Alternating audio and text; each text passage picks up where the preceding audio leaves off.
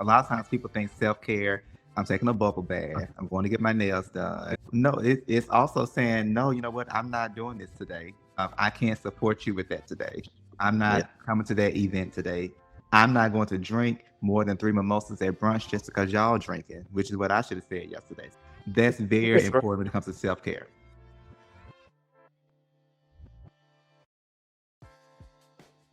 Welcome to the Don't Be Coy Journal Club. We're honored for your attendance and hope your experience provides value on your personal journal. I'm Uncle Lou, he, him pronouns, and my wellness score for today, honestly, I would say is a 7. I went on a really good bike ride early this morning. Gonna go tubing and some more outdoor activities later on today, so I'm feeling pretty good on this Sunday.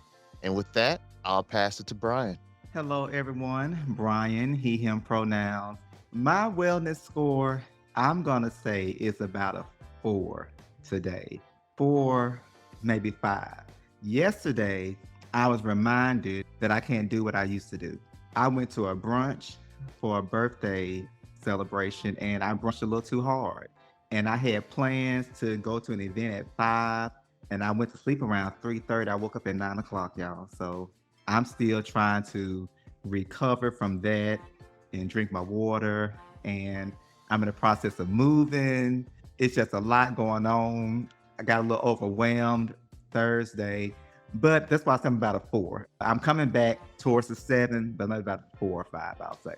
My name is Irenia Ball, pronouns she, her. My wellness score is, I'd say an 8. This weekend has been great, and I left the gym, so I'm feeling very active. My name is Milton, he, him pronouns. My wellness score today is about an 8, just because I'm a little tired in a good way. I'm tired because I've been enjoying my friends and we've been just in the streets as we do and working on things and editing and all types of stuff. So I'm a little tired, but I am overjoyed with being able to be in the same space with them and the outlook on the future of our own podcast. And so I'm about an 8.5. You give me a nap, I'll be at a 10. I'm David, also 1/3 of the millennials, he, him pronouns. Today I'm at about a 6 or 7, leaning more toward a 7. I'm okay. I'm just tired mentally. A lot of moving parts. These guys know I got some disturbing text message before we got on. Nothing bad, but it's just a lot to think about. And I try to consider other people before I make decisions. So that's where I am right now. But all is well. Hello, my name is Denzel. I'm the last piece of millennials. He, him pronouns. I say I'm about a 10 today. I'm tired as well, but anytime I'm around them, it's a good time. I'll get rest when I go to work. But other than that, I'm just it.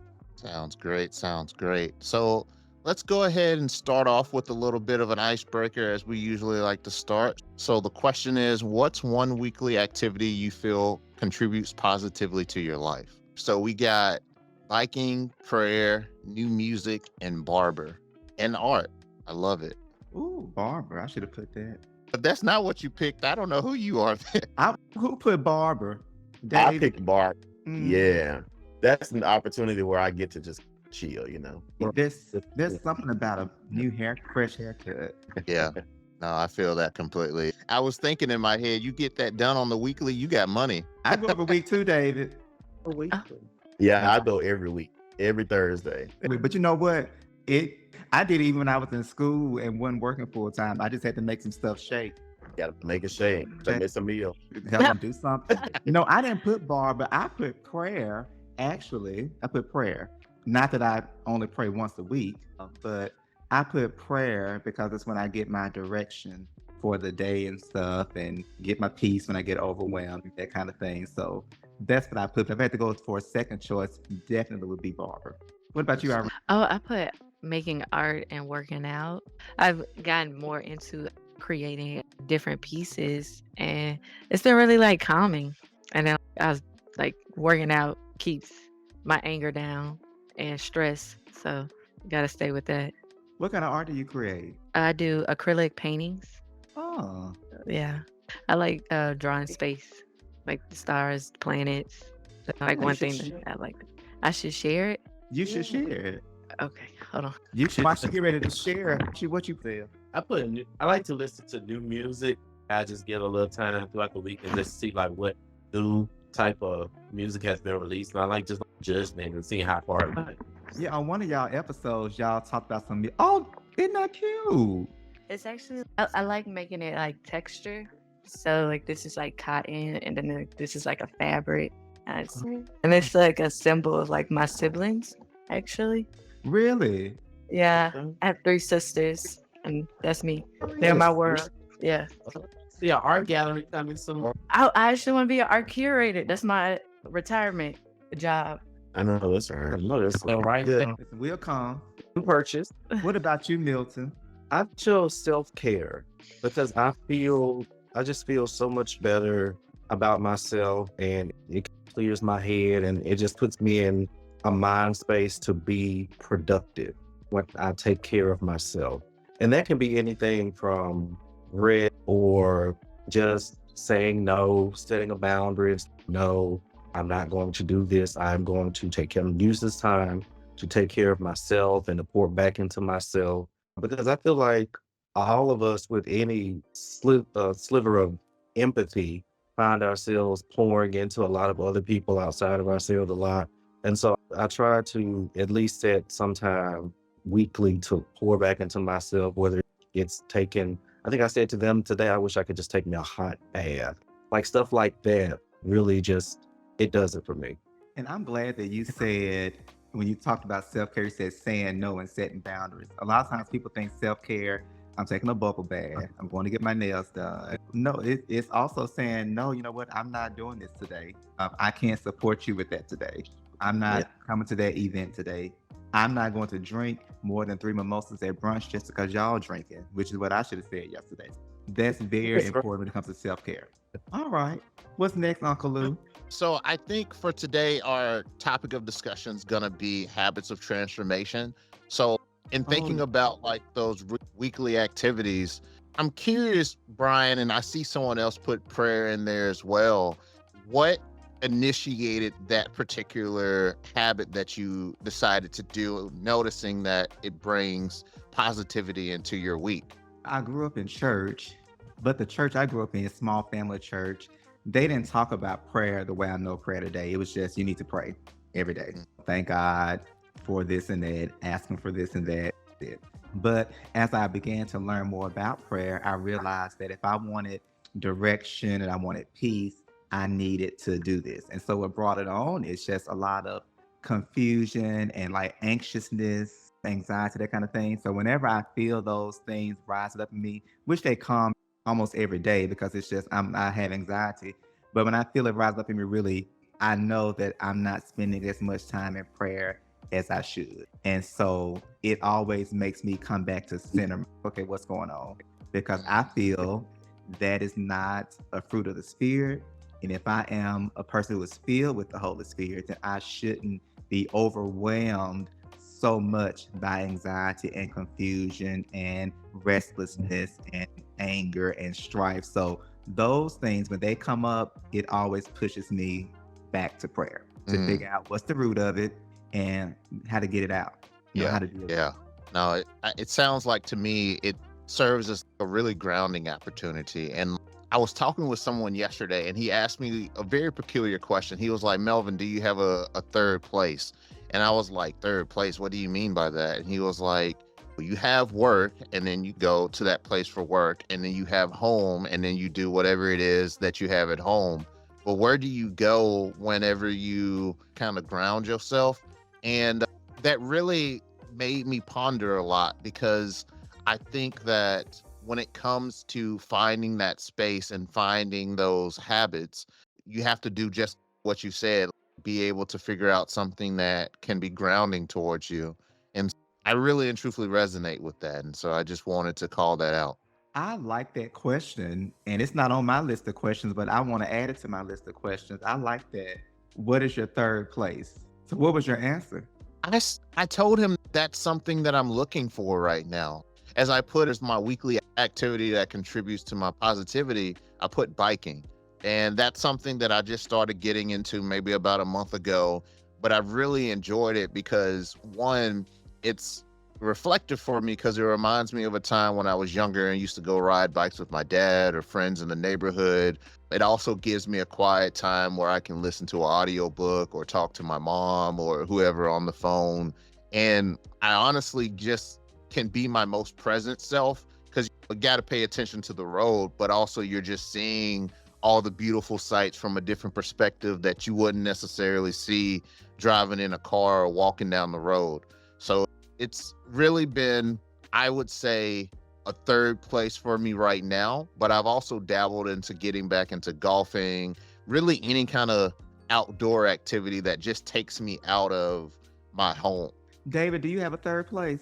I absolutely do. And normally, in a perfect world, it is in my car. And oftentimes, it happens when I'm on my way to work and whatever it is I'm dealing with or whatever it is I'm going through, me and the angels have it out on my car ride to work. And I have walked into work sometimes with my eyes bloodshot red, just giving God praise or petitioning the throne for whatever it is that I need or for whatever it is that I want. And yeah, the car is where I give it to him. Listen, you had me at petition the throne. When I grew up in church, my first pastor's name was Hardy Lewis, and he used to always say before altar call, we're going to petition the throne of grace. And I haven't heard anyone use that phrase in, I know, 20 years. So thank you for that memory, David. My third place is my garden. And when I'm doing art, because it's my creative outlet, and I have to, like with painting, I have to really focus on how I'm going to mix these colors and combine them on the canvas. So I'm really like focused on that one thing. So that's like one of my space. And then with garden, it's like problem solving. I I have a problem with certain bugs or animals, and I'm figuring out. And then the reward is having to harvest different vegetables and actually eat them. So I have a lot of places actually. I may got like 5. We need to get like Irania. I like that. I think for me, mine, the one I can think of right now, I love coffee shops. I love coffee shops. I feel like when I go there and I get a cup of coffee and a good playlist, I feel like I can change the world. So whether I'm going to read a book, do some work, or just people watch, whatever, listen to a podcast or whatever, I feel like when I'm going there, I can do just about anything. So I love a good coffee shop. I wish I was more athletic or into fitness. Uncle Lou could ride a bike, but that is not my thing. Or Irenia, who's going to the gym. I'd rather just sit and drink my coffee. But yeah, thank y'all for sharing that. Anybody else want to go before we move on? I go. I used to, well, growing up, I used to listen to music or whatnot and just enjoy the art of music. And sometimes music can help you understand what you're feeling because sometimes you can't express how you're feeling. And you listen to the right song, you'll do that. Earlier this year, before I moved, I used to go to a nature park and I would do a walk around and jog a little bit. But I just recently moved. So I think now what I'm doing, I'm a car freak. Sometimes Sunday morning, I just get up and go ride around and see if I can find a car meet, or I can go to like the car lots and just look at the different what's on the lot. And just that's what I do. And it brings me peace because that's what I like. I love it. I love it. I think that's a really good pivot into like our discussion for today around like building those habits of transformation. So I'm about to post the next question. And the question asks, when it comes to building habits towards a personal goal, which factor do you find most challenging? And so we have 25% for consistency, 25% for time management, and then 50% for overcoming resistance. So I think let's start right there. I know that was my personal answer too, and I can just share a little bit of from my perspective. So when it comes to just building habits in general, I can start myself first saying, okay, this is a goal that I want to set myself to do. I can be consistent, hold my accountability. But when that incline gets a little bit too steep and it seems like the progress I'm making is shorter than the effort that I'm putting in, then it just starts becoming really overwhelming. And I want to decide to either just quit or just come up with a whole new goal that's a little bit easier. So I don't know how that lands for anyone else. For me, I think it's not what I can control. I think it's what I can't control that kind of scares me and it slows me down on doing things. I can't control time, like you said. If you feel like you're putting in 100% and you're only getting like 25% worth it shows that you're only getting 25% of the goal, but you feel like you're doing everything you're supposed to do. And that's me. I have to learn that you can't control everything, but do what you can do, and let the rest fall in play. And it's not always going to hit your time from you, but you just got to stick it. Yeah, no, for sure. Sure. I see you over there nodding a lot, Brian. You got any thoughts? One, I'm thinking that you stealing my question. And two, I agree with Denzel. Sometimes it's things that are out of our control, but I put consistency because I could be inconsistent with stuff a lot. Like I'll say, I'm gonna do this and that, and I'll do it one day, and the next day I just, oh well, I don't feel like getting up to do it today. I'll just do it tomorrow, and then tomorrow never comes. So I can be very inconsistent with things. So that's my issue. I guess there's a little bit of overcoming resistance, but it's mostly just consistency for me. Yeah. Mine was time management.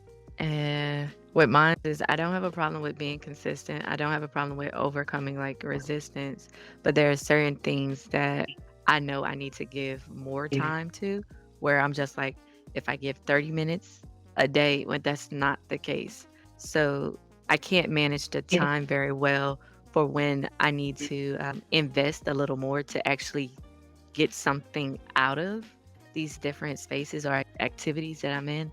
So that's my issue. I chose time management too, and I really relate to what you're saying. It's hard to find the balance of it all because you have so much on your plate and everything deserves its due.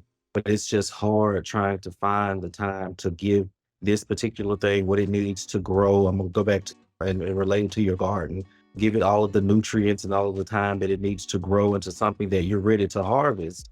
But you also have this particular thing over here that needs just as much, if not more.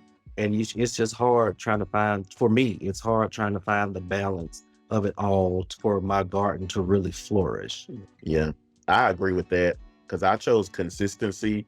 However, time management is a very important part of consistency. Like you all said, I do struggle with being consistent, but I think that it comes to a lack of organization and knowing exactly how much time to spend on different tasks. And I think that it can be a flaw, but not necessarily. I think I'm good at a lot of different things and I want to do it all. Everybody can tell you that's my biggest flaw is I want to do it all. And I am going to do it all. But it's about prioritizing things in the right space so that I can give it my best self every time. And I want to offer another perspective to that, to the time management aspect of it all. Sometimes it's not even about not having enough time or not knowing how to spend the time on a particular thing. Sometimes I know for me and David and probably other people, sometimes your spirit of perfectionism just it won't let you put something down to go focus on something else. And so that is something that I've had to work through as like I'm doing this podcast and work and just trying to balance it all. That, yes, to everything David Milton just said with that spirit of perfectionism and wanting to do all the things. I'm the same way. I want to do this, I want to do that, I want to go over here and do that.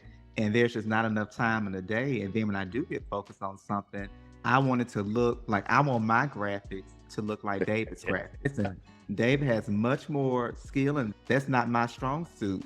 And I've had to tell myself, you just got to create it and move on. Put it out there, and as you learn something, next week you add to the graphic. But for today, you have to go and put this out there because you can't keep working, and then you never put it out. And then other things begin to suffer. Yeah. Yeah. You can't juggle all of it because you're so focused on this one. I've been focused on my cucumbers, now my squash going down, and my watermelons. Yeah. I agree. Oh, I love these some nice cold questions, Uncle Lou. Thank you. And I think just transitioning into the conversation around how do we build those kind of habits of transformation? We have these various different barriers of consistency, accountability, time management, overcoming resistance, but how can we be as most mindful about those things whenever we know that the goal that we have is going to put us into a better place than where we started from, whether it's financial, weight loss goals, or even just saying that some having a low day and say, I'm going to get out the bed today and going to put a smile on somebody's face. Like, how can we become more present and aware of those various barriers that we have and go about overcoming them? Okay, I had this conversation with my therapist this week on how I have to set boundaries with myself where I could tell anybody no, but I don't tell myself no. And learning that I don't have to just try and do everything, I could just receive information. And that's good too. And whenever I want to pick it up, I got the information to pick it up. To whereas I feel like I got to do it, I got to get it going and have it set up. But I am learning to make boundaries with myself to give myself like just enough room to feel like I'm not getting stretched out because that's the thing that I never looked at is telling myself no. Telling myself no. I like that a lot because it reminds me of what Daryl was talking about in his episode this week as far as being able to give yourself grace. And like a part of being able to give yourself grace is telling yourself no, to give yourself whatever that time is or whatever that space that you need to be able to get to that particular place. And I honestly, I think that's a beautiful thing to learn how to do that. But I'm curious if that's something that I know you literally just talked about it this week, but how have you tried to apply that? Three. There are three things that I give myself outlet: working out, painting, and my garden. I'm not exceeding that. And if I can't manage it, I'm dropping down to two or I'm dropping down to one. That's the homework that I have to do. So we'll see if I'm successful. Yeah, no, I love that. It's knowing your capacity. You about to say something? I saw it popping up. Yeah, I go through something very similar to that I've learned through therapy, and it is what can't I do today? Either from a time aspect or what I just don't have the capacity for. I cannot do it today. What can I do today? Let's focus on those things. Okay, we already established I cannot do A, B, and C. But if I can do X, Y, and Z today, let's tackle those things. And if I'm really low, on the low days where I'm literally just supplying my physiological needs, what can I do today or what has to be done today that I don't really have a choice about? And if maybe I need to just focus on those things. Maybe I can't work on the podcast today, but maybe I can at least get up and go to the doctor and figure out why my knee feels like it's about to fall off. Maybe just focus on those things that I have to do for either my health, for my mental health, for those things. So I go through something similar like that. Like you chop your list down because every day you're not at full capacity. So you shouldn't expect yourself to operate that way every day. I would just like to piggyback off of that. It's amazing how capable we are of doing some of these things. And I think that from an educational standpoint, we oftentimes regauge or redo our lessons and we create them in chunks. So we chunk the lessons so that students can piece together different aspects or different essential pieces of knowledge to complete a task, right? And I think that we have to be willing to give ourselves the opportunity to take things in chunks. If I can get this much done today, give myself, like you said, some grace to do something else tomorrow. And I think that for myself, being a full-time student, being a full-time teacher, and also basically working on this podcast full-time, they know I'm up at 2:00 in the morning, every morning, creating graphics, doing stuff, sending them text messages. Let's work on this. Let's do that. And that's what I really enjoy to do. But I also enjoy the other aspects of my life. I can definitely give myself grace to do things in smaller portions to still get it all done. You know? With me, I just do a lot of self-reflection, like previous activities. And if it didn't go right, what did I do wrong? And like, why? And trying to understand. Actually, you have to learn more about yourself so you can know what motivates you and what puts you in these moods where you feel like you don't want to do something that's within your control. I like that conversation. It makes me think about this question because we're talking about like how habits can be like the secret sauce to your personal growth and being the best version of yourself and saying no to yourself and to other people, building boundaries, giving yourself grace, all that good stuff. And it makes me think about in the sense of habits, how do you know when a habit is serving your well-being or if it's hindering your personal growth. Because we think about habits, we all have them. The things we do day in and day out or every day, but all of them aren't good or aren't good for us, rather. So, how do we differentiate between the ones that are serving our best selves and the ones that are hindering personal growth? Like, how do y'all do that? Yeah, I want to jump into this one real quick because it's something that I'm undertaking currently right now. So I have a particular habit that isn't necessarily the worst thing in the world, but it is something that can be perceived by others as not in a line with my character. And so with that, what I've done is looked at the particular habit and then assessed it with my current values. So like when I think about faith, family, and self or finances or something of that nature, is this something that is helping me towards my finances? Is it helping me reach my goal? Is this something that I could do around my family, like my mom or future kids? And ultimately, what is this bringing to me? Is it just bringing a nice little bump of happiness, which is okay sometimes because we need those little bit bumps, but is it something that's sustainable enough that is actually worth the value that I'm putting myself into it? And for me, that's something that I've had to ask myself about certain habits that I had. And it's been a challenge as far as course correcting because I've been of the thought that if you take something away, you need to fill it with something else. But that's what I would say as far as is like a bit of a challenge for me. So you see if it aligns with your like core values, so to speak. Mhm. And I like you said, can I do this around my mom or my friends? Is it contributing to my overall goal? Anyone else on that? How do y'all differentiate between what's one is serving your best self or hindering your personal growth? Personally, I do have some habits that I feel like do not necessarily serve the direction that I am going. And I think that it's like Denzel said, you have to have some time for self-recollection and you ask yourself, okay, so how does this benefit me and how does it hinder me?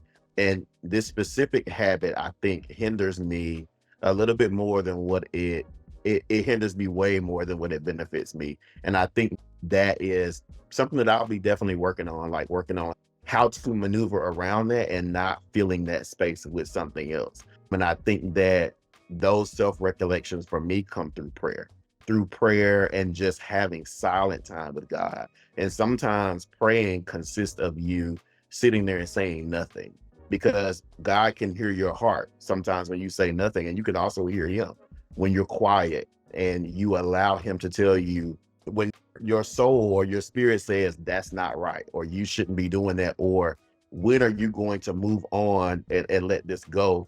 That is your spirit self telling you it's time to let that go. And we have to make sure that we can get in the car and praise God all day long, but if he's telling you something and you're not listening or adhering to it, then we become at fault for those things, and those things can destroy us. You have to be honest with yourself too. Because sometimes when you make a decision, it might seem like to be the better decision at the time. Long term, it's not the best decision. And you can hear yourself, you can hear that little voice in your head, that wasn't right. So sometimes you just have to really, some people lie to themselves. I'm not. So like recently, financially, like I have like a spending problem. So sometimes when I go buy stuff or when I go buy cookies and stuff, I'm like, you didn't eat these right. You got food at home. So it's like little things like that. You have to really talk to yourself and be honest with yourself. Okay, that's not contributing to where we're trying to go. You can't keep making this type of decision if you want to get to where you want to go. I like that. I know for me, when it comes to habits, I look at the fruits that they yield to determine if this is a good habit or a bad habit. I look at what comes of consistently doing this habit. And if it's something that serves me, I may keep it, I may tweak it to see if it can be improved, if there's something that can be improved about it. But if it's something that only brings me strife and stress and unfavorable outcomes, whether it's directly from that habit or if it's as a result of that habit affecting something else that affects something else, I try to look at it as I try to break it down and look at the fruits that that habit yields.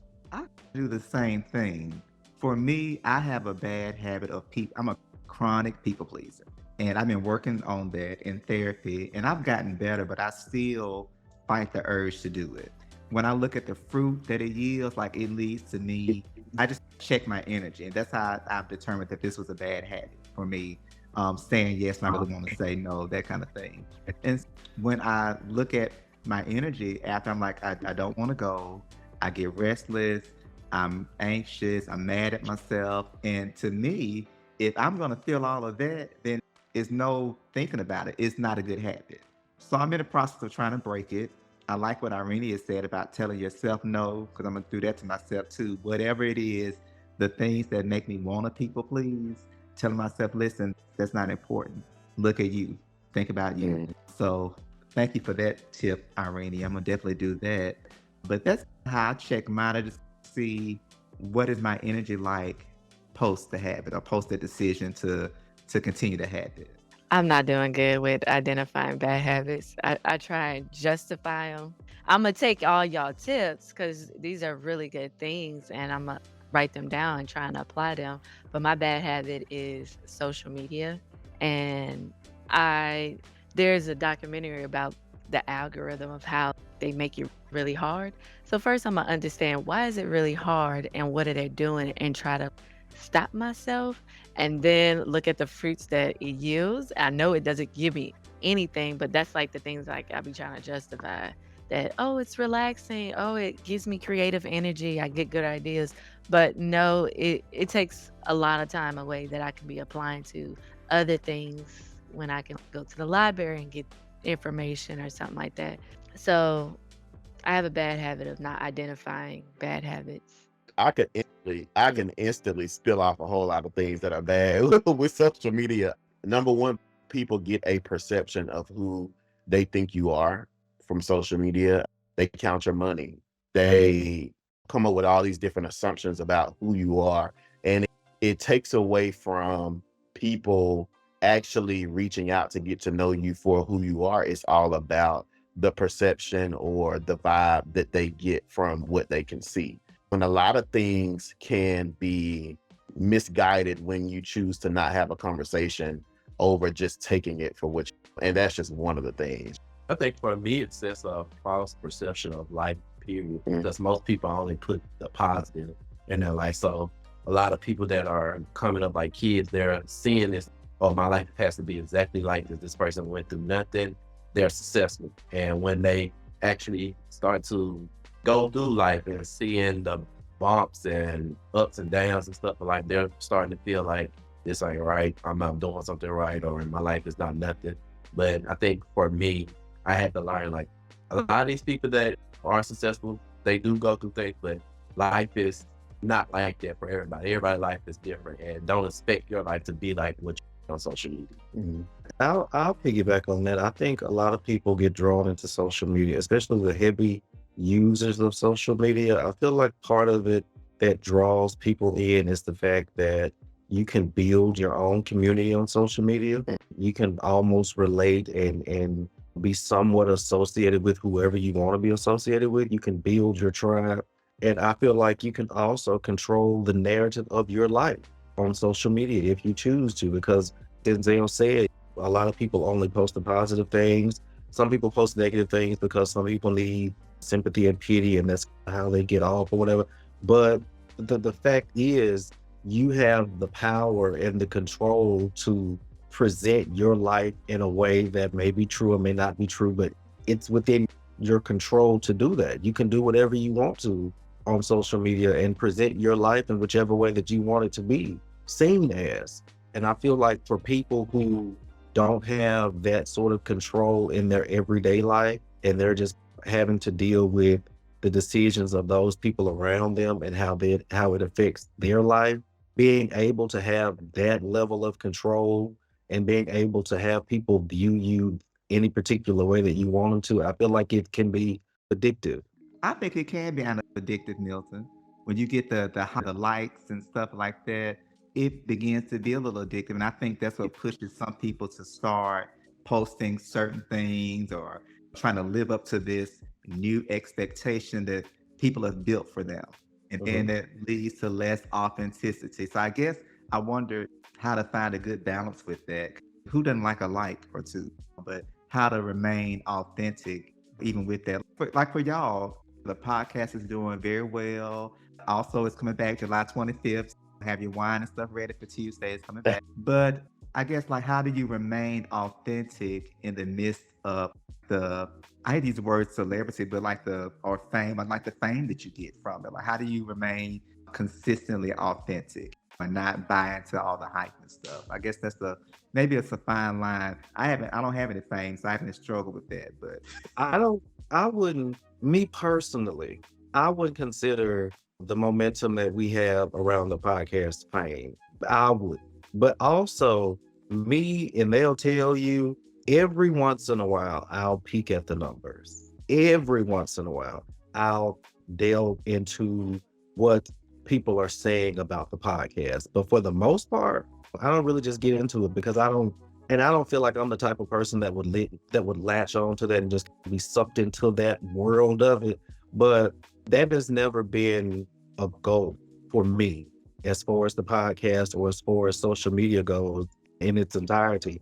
I've never needed to be just validated in that sort of way.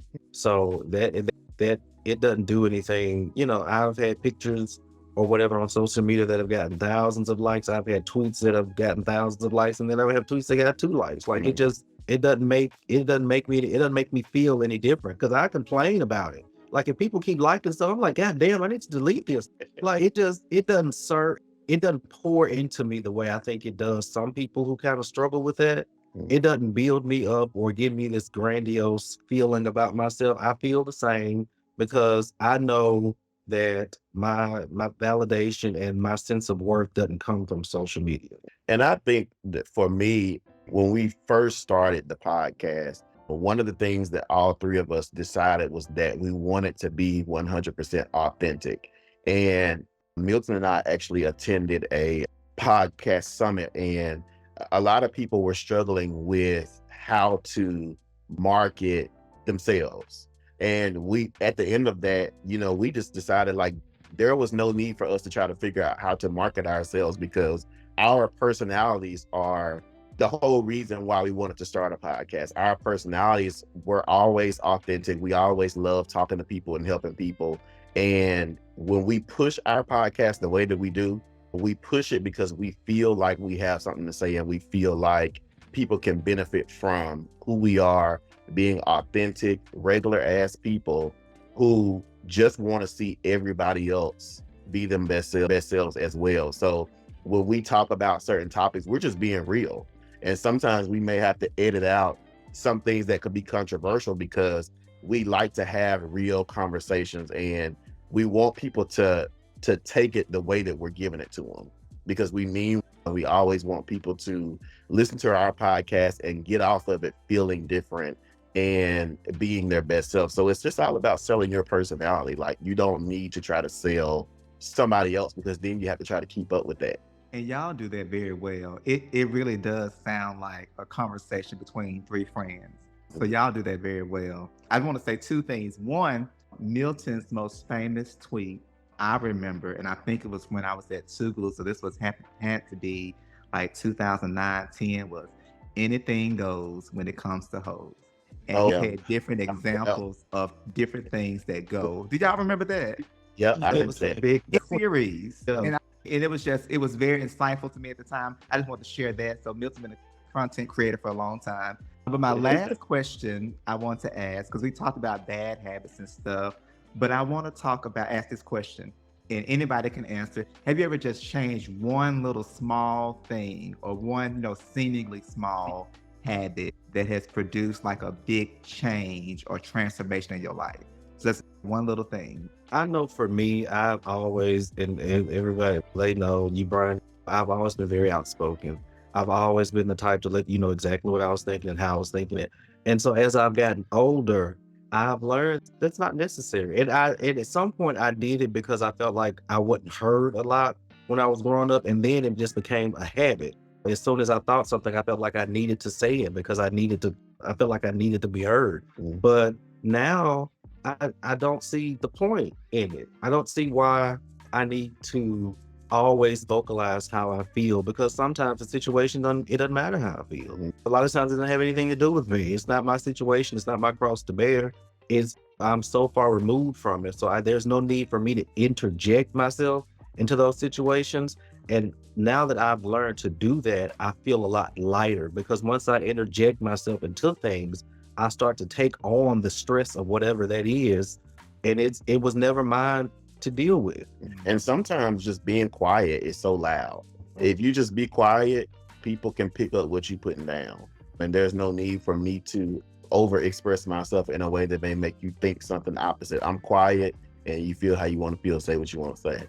For me, I just stop overthinking and second guessing myself. I come up when I have a decision to make in front of me. I'm the first answer that I think I came to that conclusion for a reason. I got to trust myself. For me, it's how I parent. I feel like I heal a lot of childhood issues with changing my habit of communicating to my child, and how I discipline my child. That changing how I parent made me not overwhelmed as a mother and accepting of so much that my child has to offer, and also allowing him to have a very positive space, even though he's young, to create and to talk to me. And I listen. And he knows he may not be able to talk to other people, but he can talk to me and we talk about the craziest things. But just being mindful of that habit has made being a parent so much better. Yes, we are here for breaking patterns. It has been such a great discussion talking about habits, because we know how much power they have over our life. And so, since this season is about transformation, when we think about becoming a new person or a better person, a better version of ourselves, we need to make sure we do check our habits. And so, I just started reading this book, Atomic Habits, that is very good. He talks about building new habits by doing habit stacking, and he breaks down the way to build new habits. So I'm very much looking forward to finishing that and developing some new habits in my life. I want to develop Denzel's habit of not overthinking and just going ahead with it. That's something I really need to do.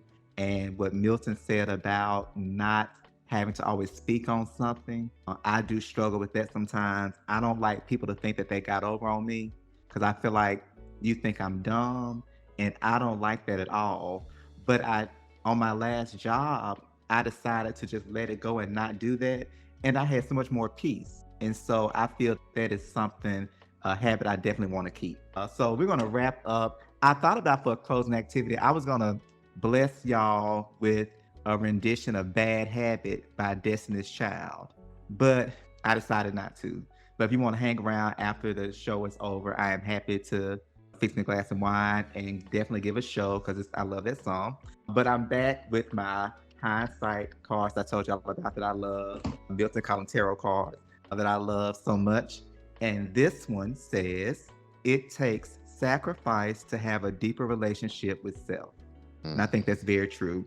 And on the back it says, at times we may have to let go of people or habits that no longer serve us. This is not a loss, but rather it's an opportunity. Take a seat and have an interview with yourself today. A seat at the table with your soul. There's so much more to you than you even know, but it takes sacrifice to have a deeper relationship with yourself. So I leave y'all with saying, take some time to be introspective and reflective, and have a interview, not an interview, but an interview with yourself, and learn about yourself and see what habits are serving me, which habits aren't serving me. What are some things I need to let go of? Kelly, Beyonce, and we're talking about letting go of a man. It may not be a man for you. It may be, people pleasing. It may be your pride, whatever that thing is. Sit down and figure out what that thing is and say, okay, how can I let go of this? And we know that change doesn't come overnight. It does take, it's a process, but just the first step is just acknowledging what that thing is and then working toward letting go of it. Because Kelly said she prayed and the answer always comes. That ain't to let you go, but honey, it's just hard to break this bad habit. So it may be hard for you, but find the strength to break the habit. Okay? We can do it. We got it. We sure can. Absolutely. All right, y'all. It has been so fun spending time with y'all. Please be sure to listen on all streaming platforms July 25th at midnight. Season 2 is premiering of As Told by Millennials. Definitely have a listen to that, y'all. Here's to developing some good habits and breaking some old ones. All right. Thank Absolutely. y'all for having us. Thank We y'all. We appreciate appreciate it. it. Thank Thank you. Brian.